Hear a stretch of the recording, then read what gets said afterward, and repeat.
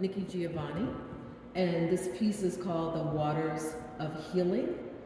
And this piece is called The Book of Healing. It is a portrait of the artist Kara Walker. And then this piece, the third piece, is called The Light of Healing. It's a portrait of Zora Neale Hurston. Mm-hmm. So the artist really tried to explore the feminine side of life, and he thought about how women particularly have these experiences, hard times, sometimes trauma, but they still come out of it, and they're still whole when they come on the other side of it. And then this particular piece, this is a combination of all three, the blue, the pink, the orange, sort of all together in a woman that's fully healed. And this piece is called The Divine Feminine of Man. So the gold leaf is used to demonstrate that, this person may have been through a lot of trauma and life experiences that were hard and cracked the woman, but she was able to hold it all together with gold and come out on the other side of the trauma. So this last piece, this guy here, this piece is called Wisdom Healing. And this is the man who's sort of looking back over the show, looking back over the artist's life. And he's fully healed with, again, the gold as the piece that's holding them together. All right, and I heard that you say that this is supposed to be the artist's father if he were still alive today, right? Absolutely. So this artist experienced, when he was young, his dad committed suicide, and his family never really talked about it. So he went from this, perfect looking two-parent household to now his mom was a single mother, and he sort of did some mischievous things, didn't necessarily get into trouble, but he could have gotten into trouble.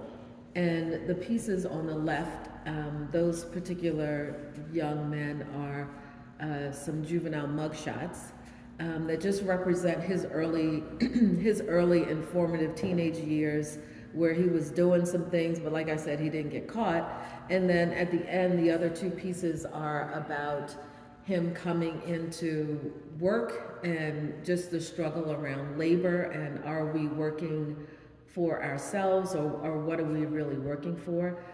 Ro went to high school, performing arts high school for visual arts, and he decided to go to college for engineering because he was a little disillusioned with himself and work and the paintbrush.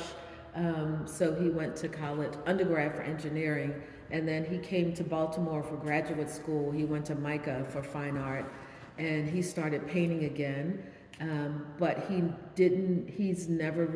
felt like he never really healed from the death of his dad. Like I said, nobody really talked about it. So this show really represents him thinking about the struggles around growing up in a family that had an experience of suicide, really thinking about healing, thinking about the role of the feminine in healing, and his mom healing through the death of his dad, and also him healing through the death of his dad, and not really having an adult black male to support him through important moments in his life. So this image is, what he feels like that older black man would look like for him looking back on his life. Mm-hmm. Now, you keep going to the idea of like divine feminine. Do you think that healing process is based on like the motherly aspect of like for instance, like kissing a child's like bleeding knee? Absolutely. And the feminine healing part is, as a male, especially as a black male, oftentimes males are told not to cry, not deal with how you're feeling. And part of, like you said, just that feminine touch of healing, Ro feels like he leaned into it with this show. because just something as simple as, oh, you fell and hurt yourself and you're crying, I'll kiss it and it'll feel better. Just the magicalness of the feminine healing and the feminine touch in your life. Yeah. What was his father's name? I do not know his father's name. What a good question. I don't know. Okay. Do you know any specificity of his suicide? I don't, but it's so interesting that you would ask. I would assume, just looking at this picture, that it was potentially a gunshot because of the bleeding imagery. The Yeah. bleeding. That's why I wrote so far, and that's why I assumed. But like I know he has Instagram. I didn't want to ask him that. I didn't want to potentially re-traumatize him. Yeah.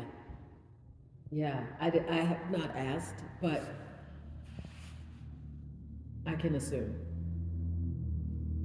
All right. Yeah, I think that covers about the questions I would need. Well, okay. Well, I'm guessing he's a fan of all of these women's writing. Yes, absolutely. He's a fan of all three of those women, and he studied them, studied their faces to be able to draw their portraits, and he said he really felt like he got a chance to see some of the pain that they experienced, but just also the healing that came across. Do you know any specific writings that he gravitated from these women? No, and I can, if you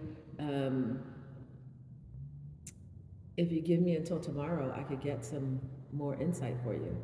Okay. Yeah.